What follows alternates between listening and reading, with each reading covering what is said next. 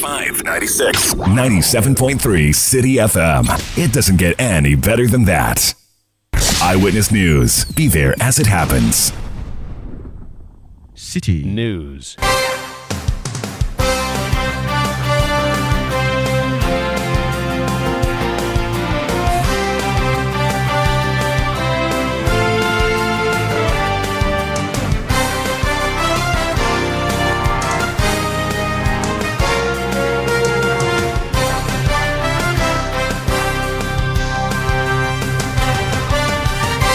It's 17:30 GMT. This is Eyewitness News on 97.3 Citi FM. I am Umaru Sanda Amadou. Tonight, I'm here with Akosia Ochi. And coming up over the next 90 minutes. The transfer from the National BNC's account brought the total transfers that he made to his private BNC to 49 million Ghana cedis. This amount was exactly the Ghana cedi equivalent of 7 million United States of American dollars. Attorney General Dr. Dominic Ayine calls a press conference, the second in this edition, to explain why some persons were arrested, specifically on Kwabena Edo-Boahen, who was the head of the Signals Bureau of the National Security. We'll be hearing more of the revelations that the AG has and when the AG intends to go to court. Also coming up on the fight against Galamsey, we hear from the Ashanti region where a Forestry Commission's Rapid Response Team member is in critical condition at the Komfanochi Teaching Hospital after he was attacked by unidentified armed assailants in the Finch Shelter Belt Reserve in the region. And later on Eyewitness News, we'll take you to Morocco, the desert country, where the Black Stars tonight are going to hope to impress Ghanaians further in that clash against Madagascar, a World Cup qualifier. Stay with 97.3 Citi FM for more on this and many other stories on Eyewitness News. And in business, BOG Governor reaffirms commitment to price stability as MPC meetings begins. That's in 15 minutes from the Citi Business Desk. Eyewitness News is live across Ghana on a host of affiliate stations. In the Western region, we are on Adrian Power 100.7 FM. In Takwa, we are on Beach 105.5 FM in Takrady. In Bono region, we are on Greener 95.9 FM in Sunyani. In Ashanti region, we are on Focus 94.3 FM in Kumasi and Orange 107.9 FM also in Kumasi. If you go to the Volta region, we are on Revival 99.3 FM in Tajevu, on VOV Radio 95.7 in Hohwe. In the northern region, we are on Radio Bimbila 91.9 FM in Bimbila. In the upper east region, we are on Quality 88.7 FM in Garu.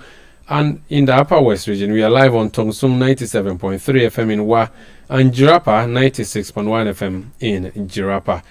We are live on our website, citinewsroom.com and citifmonline.com. We are live on Facebook and live on YouTube. Just look for Citi FM. We are interactive. Send your messages using WhatsApp number 0549 986 996, 0549 986 996, or go on Twitter, now known as X, and send me your messages by mentioning me at Umaru Sanda or at Citi973. Do add the hashtag Eyewitness News when you send your messages. We start off with corruption and corruption-related offences, at least the suspicion of same. Akosia has that story for us. Yes, the Attorney General and Minister of Justice, Dr. Dominic Ayine, has disclosed that the former Director General of the National Signals Bureau, Kwabena Edo-Boahen, was arrested in connection with a controversial $7 million cyber defense system contract, which was diverted into his private account. Kwabena Edo-Boahen was arrested on Friday, March 21. Addressing the press, Dr. Ayine explained that the arrest was linked to alleged financial misconduct involving the transfer of public funds intended for the procurement of cybersecurity infrastructure.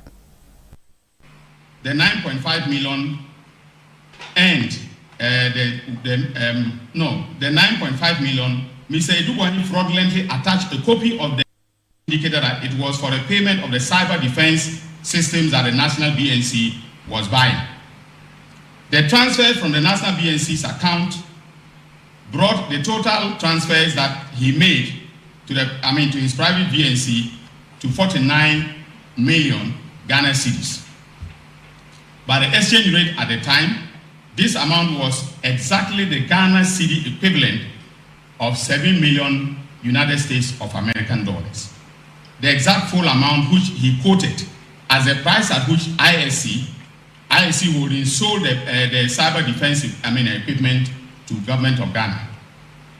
All the payments transferred to the invoice, a number from IEC Holdings, all the payments reference the invoice number from IEC Holdings to the national BNC.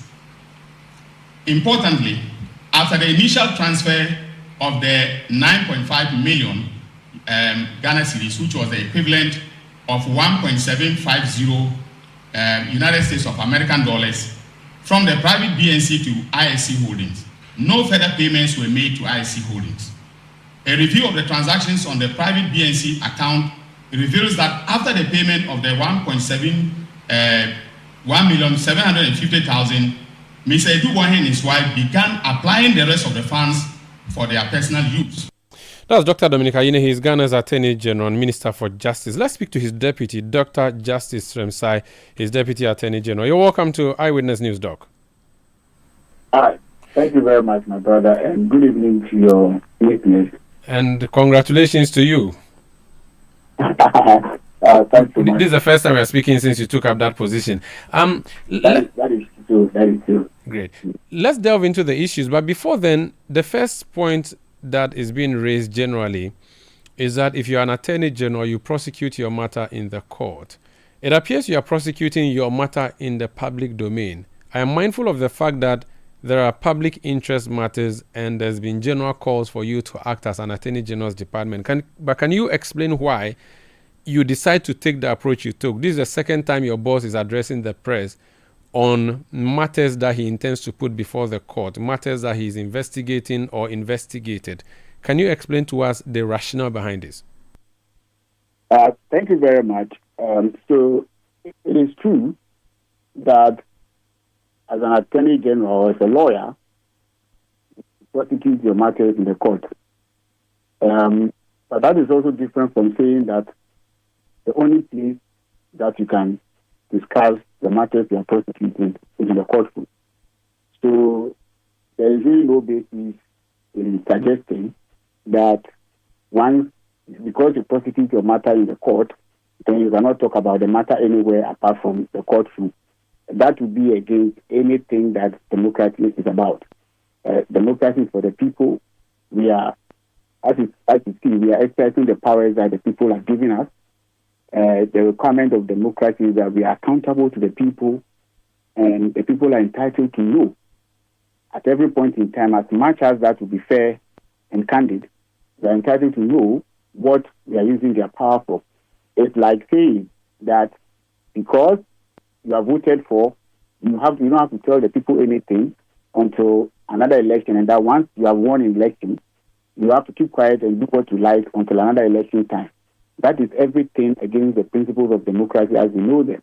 And I think that such views is only an indirect way of depriving the people whose power we all exercise the right to know what the power is being used for. And President Obama doesn't stand for that. My boss, the Attorney General, doesn't stand for that. There is no basis for that claim. Okay.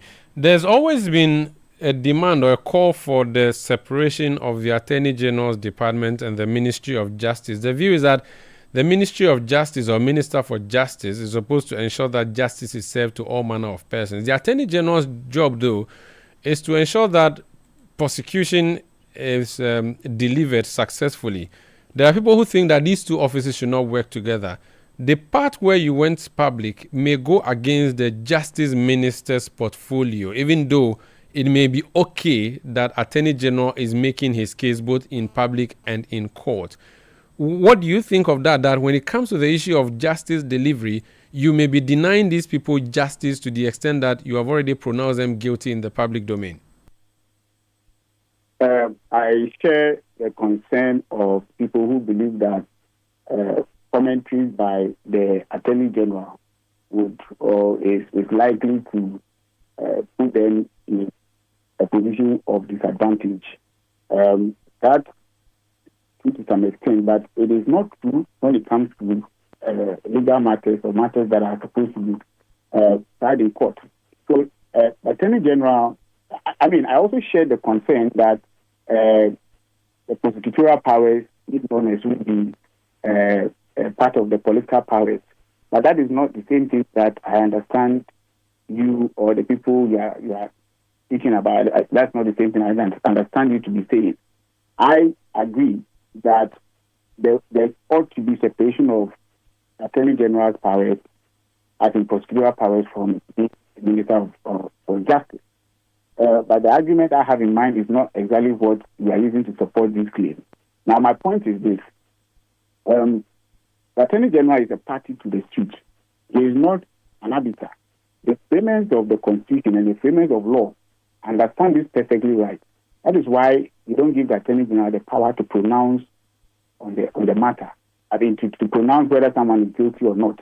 The power that the Attorney General has is to accuse people and charge them with offense, go to court and make his position clear.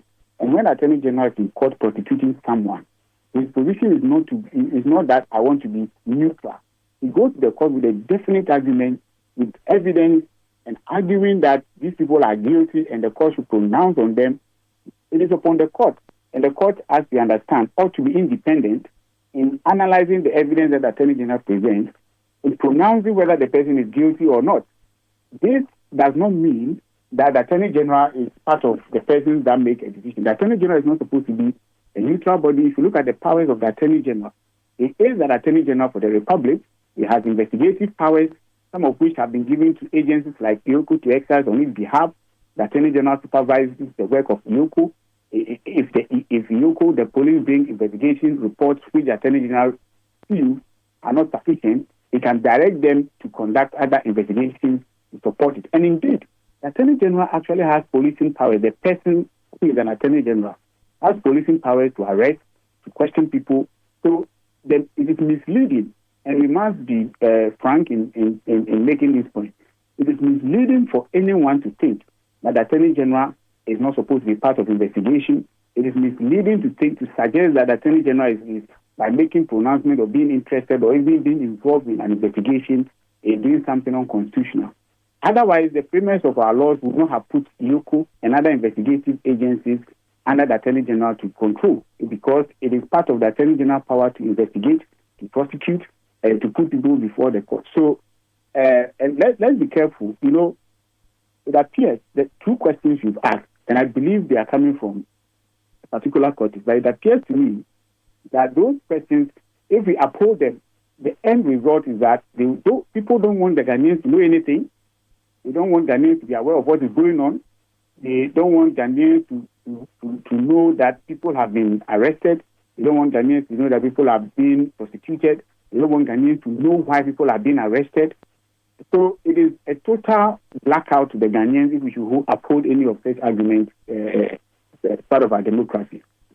The minority side in Parliament, led by its Deputy Whip and MP for Wejagbawe, the Honorable Jerry Ahmed Shaib, a lawyer, called a press conference today. He raised a number of issues against the Attorney General's office, including what he says is the Attorney General's role. And he says that the Attorney General's role is to, quote, provide legal advice to investigative agencies and assist the court in dispensing with justice, and that what you are doing amounts to abuse of office. You disagree with him based on the explanation you've just given me earlier? Yeah, I think that view is not informed by law. It's also not informed by the structures of law, institutional structures that we have in place. Like I've said, the institutional structures alone should inform anyone who is interested in understanding how the Office of Attorney General works, to know that the AG is the person who investigates, the person who prosecutes, and agencies have been set up by the state, by the constitutional framework, to give those powers to the AG. So anyone who thinks to suggest or who wants to suggest that the AG is a neutral arbiter standing somewhere and observing what other people should do probably would have to reconsider that position by reading the laws carefully. It will be obvious to that person that the argument is not borne about, is not supported by any law, is not supported by the factual structures we have in place. Now let's talk about this gentleman who is really the main focus of all the discussions tonight, Kwabena Edu Buahin. So you've had him arrested. Is it a case that he has appeared before court, or you're still preparing to put him before court? And if you have, kindly share with us what you're asking the court to do. Thank you very much. The arrested persons are not before court, as you're already aware, we have to grant them bail within 48 hours. We have done so. What the situation is now is that the conditions of bail is what they are trying to, and they are taking steps to secure, to satisfy the conditions of bail, and that is what has been going on. So this is a police inquiry bail or a court bail? No, it is not court. It's police bail. Okay, very well. Continue. Yeah, so they are in custody and undergoing further investigation. If they're able to, if they satisfy the bail, which they are actually working to do, once they satisfy the bail conditions, they would be discharged, and then we will invite them as and when we need to take statements from them. But one would expect that after everything you said today, the dossier that you shared with the public, you should be ready to put that before a judge by now. Why are you still giving bail and waiting to further notice before you appear before court? When are they going to have their day in court? Considering that it's almost like you've given us all the brief facts of the case already at the press conference today. Yeah, so bail does not determine when the person is to be put in court. As you're already aware, this is somebody we have been trying to arrest for some time. Not arrest per se, but we have been looking for the person's presence to help in investigation. It is just that in this particular case, you would see that from the fact that the Attorney General put forward, you could see that the person was quite elusive at the point. And once he arrived in the jurisdiction, I think the wise thing or the prudent thing to do is to make sure that you arrest him and let him be aware of why he has to stay in the country and assist in investigation. But for the fact that he is elusive, I'm sure these arrests wouldn't have come at this time. And you can see. So watch what we have been doing from January when we started work. You would notice that we have not kept people behind bars as we used to know. Our investigative agencies invite people to come. When they come, as soon as we finish with whatever we are discussing with them, we let them go. People have spent less than an hour with us. People have spent just 2 hours. So you could see there's a difference in treatment from what we used to know, because President Mahama has made it clear, and my boss, the Attorney General, has also made it clear that they are not in the business of arresting people, embarrassing them, and now going to look for evidence and keeping them in cells and all that. The only way people will be kept behind bars is when it is very necessary. When it is very necessary. So, but Doc, is that not what you have done? You've embarrassed him in front of the cameras today by telling us what you allege he has engaged in, and yet you didn't put him in court or before court. So when is he going to have his day in court? No, so when I say embarrassed, I am talking of a situation where you arrest people, you have no evidence based on just someone's accusation. You arrest them, you parade them, you keep them in cells, and now go to court to ask for permission that you are going to do further investigation. And you have done court reporting for some time now, and you know what I'm talking about. That there have been people who have been arraigned and put before court only for adjournment upon adjournment upon adjournment, running into years. And the only reason why the adjournment is going on is that the investigators are saying that they are going to take further investigation. In this particular situation, from what came out today, does it look to you that we don't have sufficient evidence to cause an arrest? Actually, yes. If it did, I would have actually been at the court to hear from you today rather than at the press conference. So when is he going to have his day in court? He will have his day in court as soon as we put together the complete document. Then you would know. The AG said something. He made it clear that there are other people. As we speak, it's only 2 people that we have arrested. You understand? So you are not ready.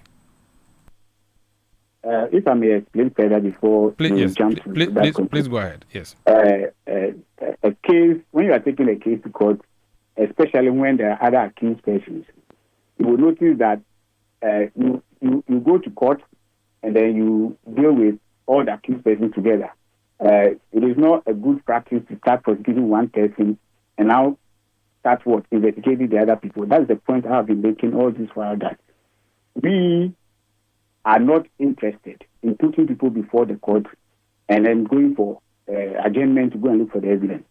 Secondly, the reason why this person was arrested, okay, I have made it clear to you why we arrested this person. And I think you should agree, or you will find it agreeable, that his circumstances is very peculiar. This is someone who has multiple passports, has been moving in a way that has made him elusive for some time. And there are other people who are with him, who are in the country, who are in question, who are not properly so-called under arrest. We told you there are so many people, the list of people we have in this particular transaction. My boss made it clear this morning that there are other people who are connected to this transaction. He has made it clear that the money from these transactions have been distributed to some people. All those people are part of the investigation. But we've not arrested them. We've not put them under any arrest. But we are investigating them. So the point I'm trying to make is that the persons who have been arrested and are now seeking bail, they have peculiar circumstances, which requires that we arrest them and give them conditions which will make them be able to appear for the further investigation. That is not to say that we are not ready or we are arresting people when we are not ready.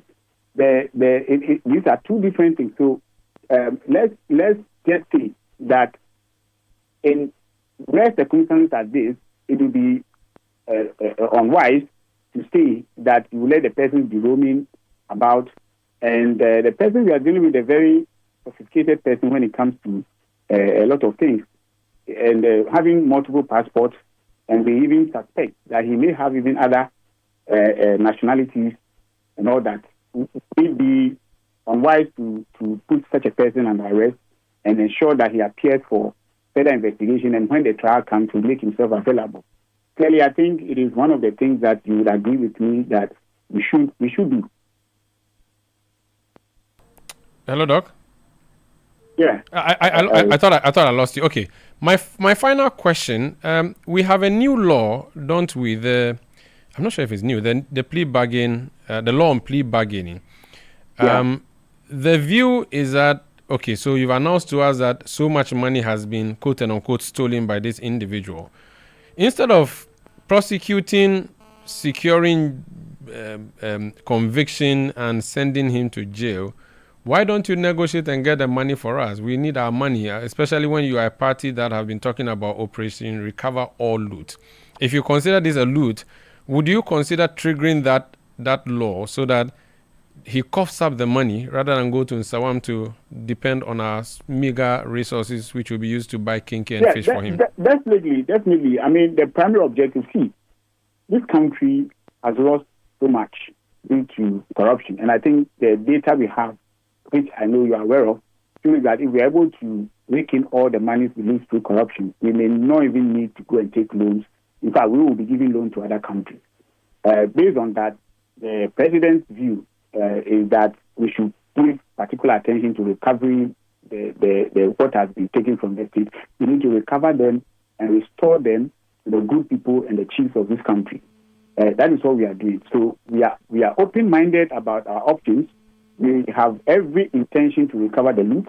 We have every intention to take advantage of any loss. And as my boss indicated, there are overtures being made by some of the people already that they are willing to submit what they have taken unlawfully from the state.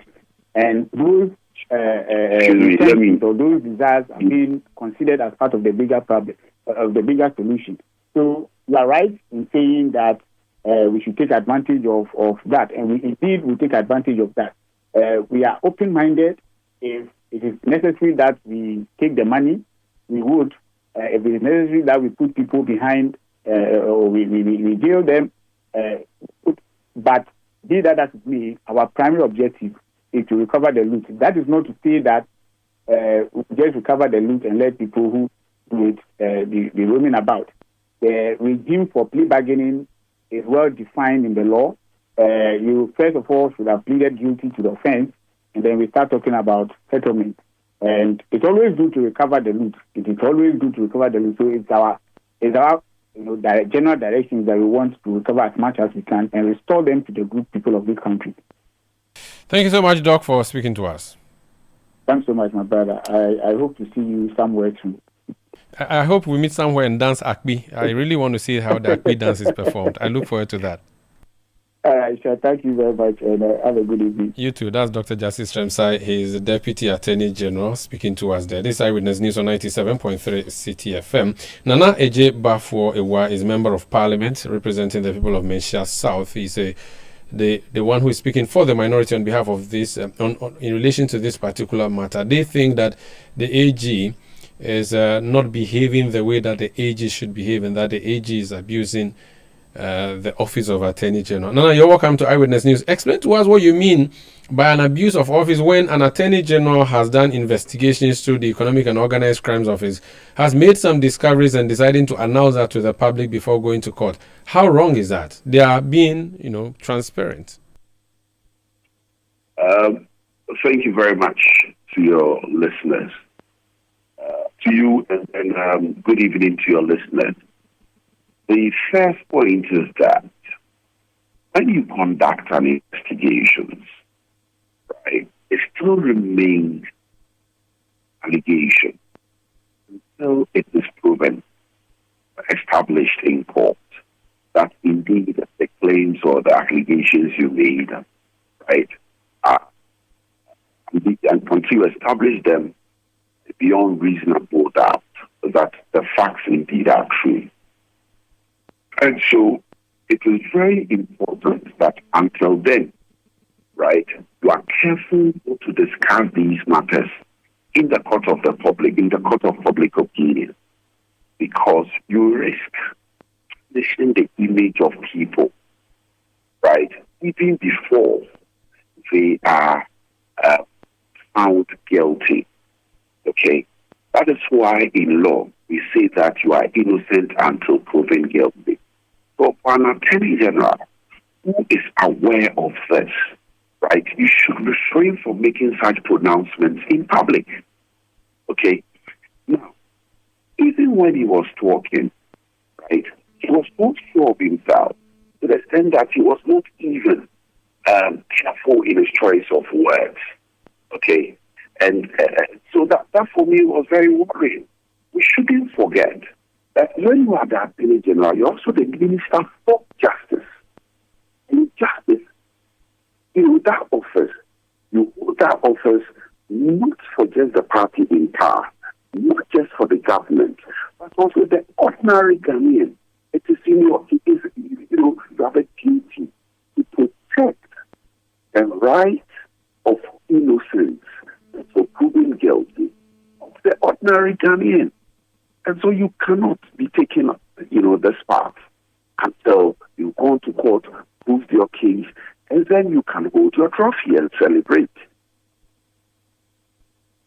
So for you, the announcement to the public amounts to pronouncing them guilty. But the Deputy AG has just explained to me that, listen, they are not the ones who are supposed to be independent arbiters in this matter. In fact, the Attorney General's department is a prosecutorial agency. Their job is to ensure people are prosecuted for the wrongs, and if they succeed in getting them convicted, so be it.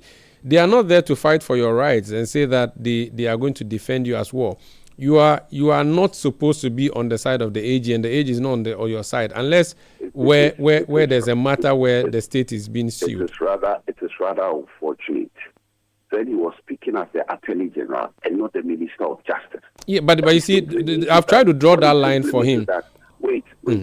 What it simply means is that he has forgotten that he's also the Minister for Justice of the Ghanaian. What it means is that you have to uphold the rights of the Ghanaian, including the right of being innocent until proven guilty. So he has really forgotten that duty. He needs to be reminded of that. Yes, okay. So the AG has two hats now. He's currently wearing the one where he wants to see people punished for engaging in an offense. He's not wearing the hat that says everybody must be treated equally before the law and all of that. Even if that's the case, yes, he's doing so. But in this particular case, he's looking for conviction. He's not there to do the bidding of the suspect or the accused person. He's actually there to ensure that the accused person is put behind bars. That's the hat he's wearing, and he's happily wearing that. He should be telling Ghanaians what hat was he wearing when he filed the plenty nollie prosequi. What hat was he wearing? You do know that again. That hat can only nollie prosequi can only be filed when he's wearing the hat under Article 88, which is Attorney General. You do know that the prosecution part where he can withdraw at any point. What he simply means is that when he filed the nollie prosequi, he was wearing the hat of an NDC Attorney General. That's your presumption. Very respectfully, that is the natural consequence. That is the natural consequence. Because if an Attorney General is also the Minister for Justice, and he's supposed to be there representing Ghana, taking the interest of Ghana, making sure the scales are held, the scale of justice is held in a balance, right? Then there cannot be one set of rule for one and another set of rule for another Ghanaian. And so if you take a position, corruption must be fought, then if you are fighting corruption in the case of Umaru Sanda, in the case of Nana Ejiofor, you must also fight corruption. It cannot be that when Umaru Sanda does one wrong, that one it is okay. But when Nana Ejiofor does one wrong, it's wrong. No, it's not how you govern a country. When you do so, you are no longer an Attorney General. You are no longer a Minister for Justice. You are rather a witch hunter. You are rather a witch hunter. And that is not how you develop any civilized society. You don't develop a civilized society like that. Okay? Today, for instance, I heard him when he said that there is a certain MP. You know why? Let him tell Ghanaians the questions they have been asking, they have been instigating some people at the BNI to ask that, was this person your lawyer in November? When some of the people at NSA were invited to the BNI, they were asking, was this person your lawyer in November? Was this person your lawyer in November? Right? Today they say that an MP in Parliament, they should mention the name of the MP. They should mention the name of the MP. It is clearly witch hunting. The idea behind this, I'm telling you, is that President Nana is not contesting elections in 2028. The NDC is going to present a fresh candidate. Let's use prosecution to suppress the MP, to make them disorganized, so that they will not be ready for election 2028. So this is the whole thing behind what they are doing. They will not fly. They will not fly. Look, let us fight corruption in Ghana, my brother. I believe that it is unfair for anybody to steal the taxpayers' money. It is unfair. I believe that it is wrong. That money is belonging to the ordinary Ghanaian, some of whom are selling in the street. Mothers who wake up in the morning and go to the market to sell. It's fathers, some of whom starve just to pay taxes with the little they used to take care of their homes. It is unfair. People live far from it. It's not right. Let's prosecute everybody who steals from the state. Okay. Let's prosecute them. Okay. And let's make sure that it is not done in a manner which is discriminatory. It's not done in a manner which suggests witch hunting. And that is what we are seeing. Look, if you say that Upuni should go, if you say that somebody who was being prosecuted for giving money, right, for making payments or giving out loans in a manner which is not authorized, right, you have converted yourself from an attorney general to a judge to the extent that you did not discharge the person, you also affected the person. It is the first time in the history of this country that this is being done. Thank you. Thank you, Honorable. Thank you, Honorable, for speaking to us. Hello, Honorable. Okay, I think I even lost him. Sorry. Nana Eje Bafo was the Honorable Member of Parliament from Asia South speaking to us. Let me conclude my interviews on this subject with Professor Kojo Apieje Etua. He's a law lecturer at the University of Ghana. Prof, you're welcome to Eyewitness News. A number of issues coming up, but I think on the one that many are talking about, which the MP just spoke to me there about, is the line between the Office of Attorney General and Office of Minister for Justice. The minority holds the view that what the Attorney General did today amounts to abuse of office, and that he has already pronounced the persons guilty. The Attorney General has retorted that, well, my duty is to ensure that people are guilty anyway, or to prove in court that they are guilty. So what's the point if I say that they are guilty? I don't know where you stand in the middle. Well, thank you for having me. Yes, I definitely, we have had cause to raise concerns about the coupling of the functions of the Attorney General's office and the Ministry of Justice. The Attorney General his office is mainly devoted to investigation and prosecution, while the Minister of Justice does, for example, has the Office of the Solicitor General and so which is for civil suits, as well as when it comes to drafting of legislation and other laws from international laws and so on.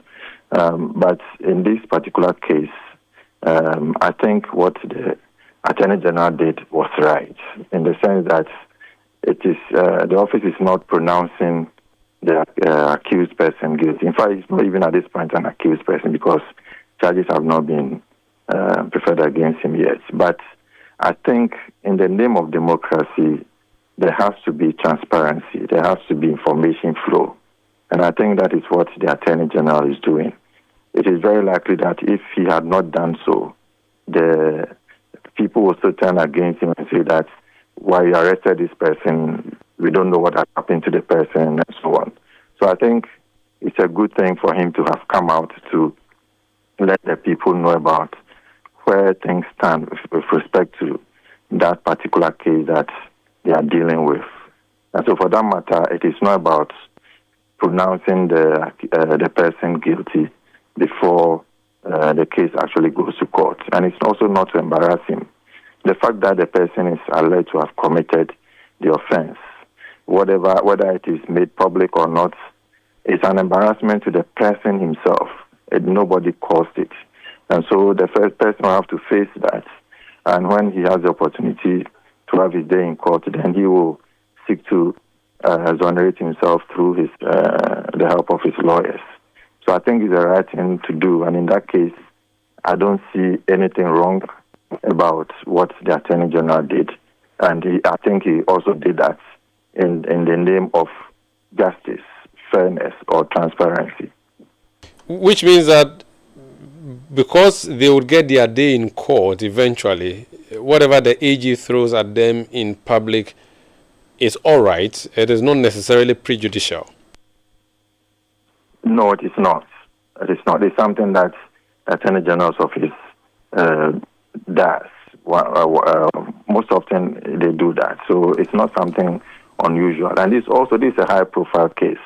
And so the public is eager to know how the case is going, or how the case is likely to go, where investigations have reached. You recall when the Attorney General came to office at first, and he decided to issue nolle prosequi on some cases. People were asking that normally if you issue a nolle prosequi, you're not supposed to give any reasons for that. And people were questioning that there should be transparency. And the Attorney General came out and gave reasons for discontinuing the cases. And so it's a similar thing here. There's investigations going on. Somebody has been arrested, somebody in the opposition. And you know people are quick to talk about witch hunting and so on. So if he comes out to give details about how the case is going, there's perfectly nothing wrong with that. And it also doesn't mean that the person should be rushed to court. Investigations are ongoing. From the look of things, this might be a complex case. Very well. But they think they have some evidence to prosecute the case. So if they let the world know, it is a good thing for us to know what they are doing instead of hiding in the corner and doing things. Thank you so much for speaking to us, Prof. My pleasure. That's Professor Kojo Epiaje Echia. He is a law lecturer at the University of Ghana. This is Eyewitness News on 97.3 Citi FM. Eyewitness News. Be there as it happens. Oh, jump on now. Go. Google me. At what time will you come back where I don't hear the sound of your car? Why you buy new car? No, I don't change my car. It be the same ride. It be the fuel way I change. Way one shouts it. Ever since I started using the all-new Excellium Premium Fuel, fortified with 3-in-1 action. Oh, Joe, now my car they run like electric car. No, it's so. This is the type of fuel where they want to. Because now engine they cost. Where they want for way if I buy it, it go protect my engine. And with the small way I buy, I'll go drive, sir. Absolutely. It's like strapping a turbocharger to your engine and giving it a protector. And what they bust my mind said, be the 3-in-1 action, no? Excellium, they prevent up to 99% of deposit. It be anti-wear, some be anti-corrosion. Won't pay when I open there. Hey, so where can I find this magical fuel? Just head over to any Total Energy service station and your car will thank you. Hey, then make a finish my gobe fast, then rush go Total Energies. My friend, but why your hand my gobe inside? I give you info. Make a feel the gobe too small. The go. Excellium is designed to protect your car engine, decrease fuel consumption, and lower CO2 emissions. Don't say fuel, say Excellium. Choose Excellium, choose quality. Hello, please, I'm calling from Customer Experience Center. That's a lie. He's calling you from a guest house in Asylum Down. Please, an SMS was delivered across to our customers this morning. Didn't you receive any SMS or you haven't checked? The truth is that he's a scammer. Please kindly cross-check your message to be sure about this because your account requires an update. This is where they play games with your mind. Without you updating, you won't be able to access your account for any transaction, either outgoing or incoming. Your bank or service provider will never call or text asking you to update your account or verify sensitive information like your PIN, Ghana card or bank card details. Looks can be deceiving. Pay better attention to details to avoid getting scammed. For more information, visit www.ecobank.com. Ecobank, a better way, a better Africa. Ecobank, the Pan-African Bank. Let your voice be heard on Eyewitness News on Facebook at facebook.com/Citi97.3, Twitter at twitter.com/Citi973, and Instagram at instagram.com/Citi973 with the hashtag Eyewitness News. Eyewitness News. Be there as it happens. You all come back. Let's do some more stories. A member of the Forestry Commission's Rapid Response Team is in critical condition at the Komfanoche Teaching Hospital after being attacked by unidentified armed assailants in the Ofin Shelter Belt Reserve in the Ashanti region. According to the District Manager of the Forest Services Division in Inkaria, Abraham Asel, the team had mobilized on Sunday to investigate reports of illegal mining near Botrampa community in compartments 5 of the reserve. While patrolling a known hotspot for Galamsey operations, they encountered a barricade manned by armed individuals. As they attempted to access the forest, they were ambushed. During the confrontation, Rapid Response Team Officer Fuseni Sulemana, who was documenting the incident, was slashed on the knee with a machete, leaving him in critical condition. The area in question, in fact, a week ago, the military even came there. And so my team also went there to do their normal patrolling work. And so we thought we could engage them by talking to them, probably to leave the scene, so that we can get access to the forest reserve to ascertain the happenings therein. But this task prevented the team from entering the forest reserve. And in the process of, the engagement, it became confrontational. And so there was this particular field officer from the Rapid Response Team who was trying to get some videos for our report. Not knowing, there were a lot of these thugs who have ambushed the area.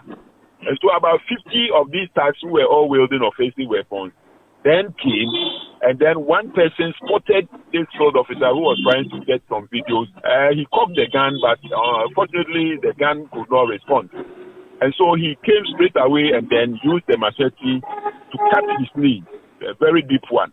This morning, the divisional commander told me that he has raised a team to visit the area, and I think the regional security, council or coordinating unit is also raising a team to add to the division team and then my own team, so that together we will embark on a joint visit to the scene. But no arrest has been made, to the best of my knowledge.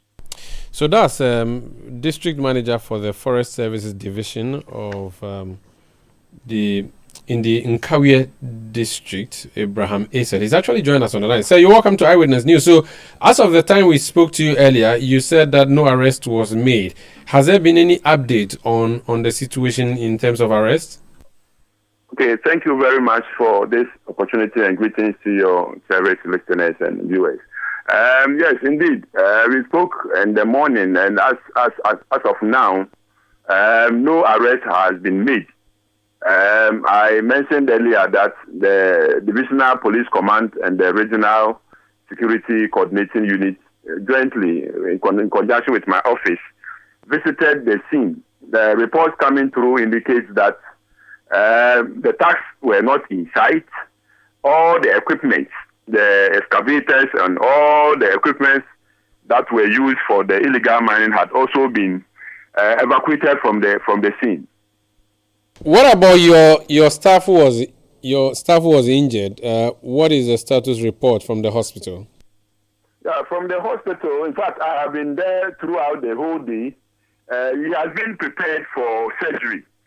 And so we are only hoping that the surgery will be successful. But his condition is stable per the assessment that the doctors have made.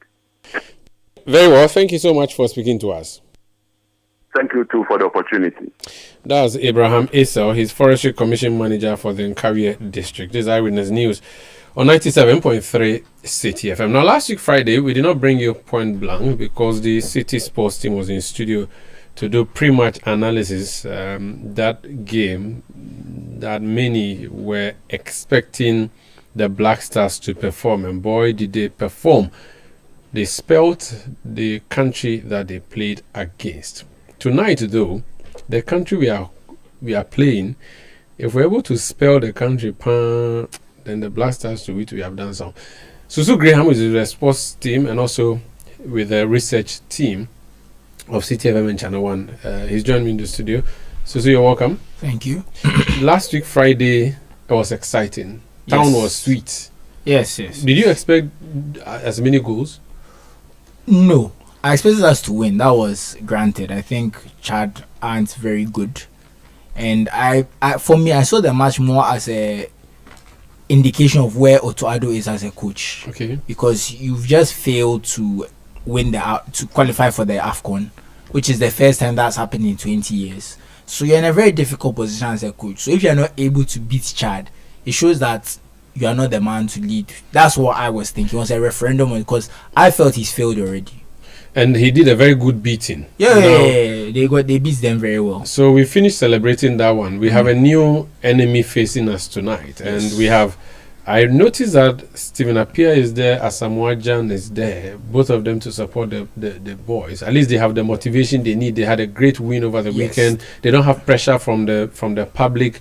They are in a very comfortable lead. It should be a very safe game for them, shouldn't it? No, I think Madagascar are second in the group.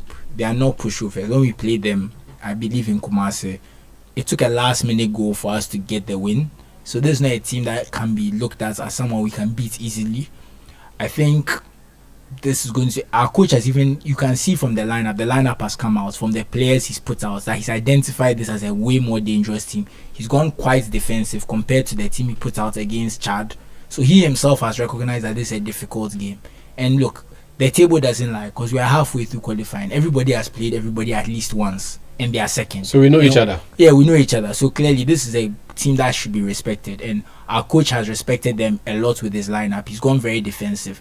So it's looking like he feels like they will dominate the ball and we will sit back and try and play on the counter. So we're just protecting our wins, not necessarily. It looks like for from more the lineup. Goals. So we don't need more goals like we had the last time. I think a draw is an okay result. Okay. Considering the way the table is shaped up in our upcoming games, because this is on paper they are one of the two hardest teams in the group, in my opinion. Are we on top of the table yes, now? Yes, we are first. We have 4 wins from 5. Does a defeat tonight bring us below, or we are still at the top? A defeat will drop us to second. A defeat will be very bad, in my opinion. But a draw can keep us there. It's okay. Yeah, no, a draw is fine. I see. And it is looking like the coach knows what is up to, you think? I mean, the evidence in the last, let me say, 12 months doesn't indicate this is someone who knows what they are doing. But I'm willing to give him another. But once he's there, we have to give him the chance to do the job. Let's pray that he really knows what he's doing, and that what Susu is saying is rather the wrong one. We pray so. But Susu will be back in the studio with the Citi sports team at 6:30. So instead of point blank, we have the pre-match analysis, and then we have live commentary for you from 7 p.m. That game being played in Morocco, Ghana playing against Madagascar, the World Cup qualifiers. But before then, Akosia Ochri would give us the latest in the world of business after this. Eyewitness News. Be there as it happens.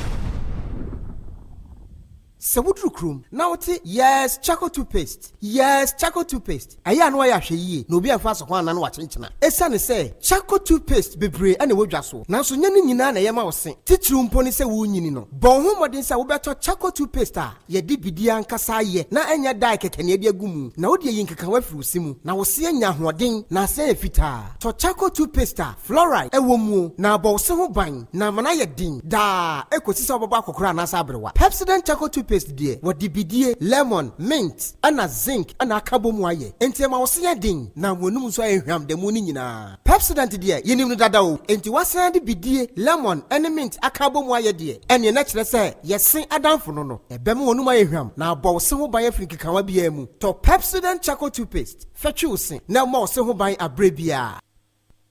Eyewitness News. Be there as it happens. Get the details. Every significant financial transaction, every market movement, and all the policies that affect your business. Citi Business News. Be informed. Time now for the Monday edition of Citi Business News and Eyewitness News. I am Akosia Ochre. The details now. The Governor of the Bank of Ghana, Dr. Johnson Isiama, has assured that the central bank remains committed to maintaining price stability as the 123rd Monetary Policy Committee meeting commences.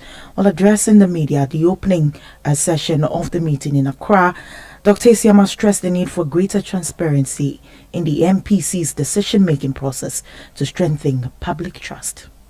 There are also deeper structural issues which we must not lose sight of. For example, the underinvestment when it comes to agriculture, the persistent exchange rate misalignments that we contend with, and the need to deepen domestic financial markets, particularly after the DDEP and its impacts. Of course, these are outside the scope of our interest rate decision this week, but they will certainly shape the broader monetary policy landscape over the medium term. We are facing a convergence of a number of risks. And to give you examples, we have stubborn inflation, elevated liquidity, soft real interest rates, fragile fiscal recovery, and we have growing external uncertainty. But at the same time, colleagues, we also have some buffers. We have strong reserves, as you've seen the data, improving sentiment, and then the credibility of our policy framework, if we can strengthen it, will all guide us.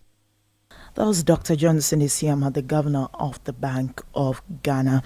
Now, Tullow Ghana and its partners have announced a planned 16-day maintenance shutdown of the Jubilee oil field, which is set to begin tomorrow, Tuesday, March 25, 2025. Well, according to the Oil and Gas Exploration Company, the maintenance exercise is aimed at enhancing production efficiency. Here's more in this report. As part of the scheduled works, Critical repairs and upgrades will be carried out on the Kwame Nkrumah FPSO vessel. Key activities will include retooling essential equipment, conducting leak tests, and upgrading facilities to accommodate increased gas export capacity. This development follows Tullow Ghana's successful completion of a 4D seismic survey on both the Jubilee and 10 fields, a move designed to identify future drilling prospects and support long-term resource sustainability. To mitigate the impact of the shutdown on Ghana's energy sector, Tullow Ghana says it has reached an agreement with the government to temporarily source gas from the 10 fields during the maintenance period. This arrangement, according to the company, is expected to ensure a stable supply of gas to power producers and industrial users. Additionally, the shutdown is part of a broader effort to extend the operational life of the FPSO and serve as a precursor to a mini drilling campaign scheduled for May 2025. That business desk report was filed by Emmanuel Upon. Now, the government has stated that it will transform small-scale mining businesses into large-scale enterprises. Well, the Minister of Lands and Natural Resources, Emmanuel Amakofibwa, noted that priority will be given to capacity-building initiatives and to help small-scale miners expand their operations. While speaking at a press briefing, the minister stressed the vital role of the mining sector in the economy. These structural changes are something we are looking at. We want to also bring about small scale, medium scale, and large scale. There's nothing like medium scale. And so one person gets small scale, which is 25 acres. He has more capacity, but he has no avenue, so he has to come for more licenses. So one small scale miner has like 20 licenses. We should also be looking at helping build Ghanaian capacity to move them to large scale businesses and providing the right The mining sector is really right now one of the sectors, the reason our economy has not collapsed. So we are talking about a very complicated matter. We need a gold, but we can't get the gold in the process and then kill ourselves. How do we balance, organize it better? One of the things that we've also found out was that the previous government tried to create some kind of this in empowering people and said community mining.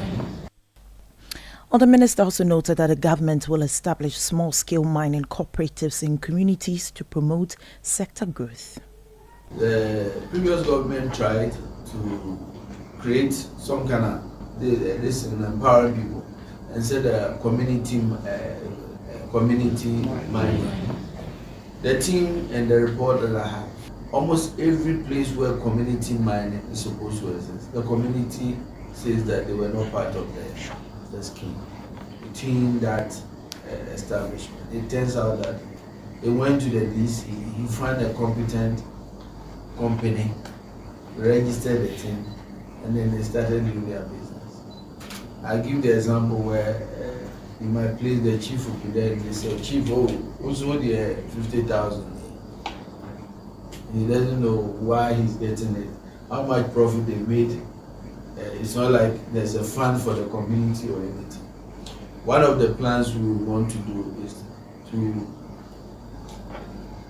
disband that and create small-scale community cooperatives. That was Minister of Lands and Natural Resources, Emmanuel Amakofibwa. Finally, before we go, the former Chief Justice and Distinguished Fellow of the Institute of Economic Affairs, IES, Sufai Kufu, is advocating for a comprehensive review of Ghana's mining agreements to ensure that the country derives greater economic benefits from its natural resources. Well, she argues that the existing agreements mirror colonial era arrangements allowing foreign companies to reap substantial profits while Ghana earns relatively minimal returns. While speaking at a press conference on maximizing the benefits of Ghana's natural resources, Sufai Kufu emphasized the need for policy reforms to enhance local value creation. We should now adopt modern best practices which provide a fair share of the resource to the country rather than to foreign mining firms. Because sometimes even when you have the product sharing, or for that matter, you have joint venture, it's invariably it's the foreign partner that's determining whether they made money or not. And that's they're the ones who are going to announce to you what was dug up and all that. And with the minimal oversight that we provide, we end up, there will be companies which will not be declaring dividends in the local form of the company, but somehow in the holding company outside, they'll be declaring dividends. And you ask yourself, see, this is what I call the Kwekwanansi arithmetic, because it's 2 for me, none for you. And the hand keeps going. 2 for me, none for you. You're looking and you think you're getting something and you're Also, for Kufu, former Chief Justice and Distinguished Fellow of the Institute of Economic Affairs. Wrapping up the Monday edition of the Citi Business News on Eyewitness News, I am Akosi Auche. To stay with us, the Citi sports team brings us that crucial game between Madagascar and Ghana. Eyewitness News. Be there as it happens.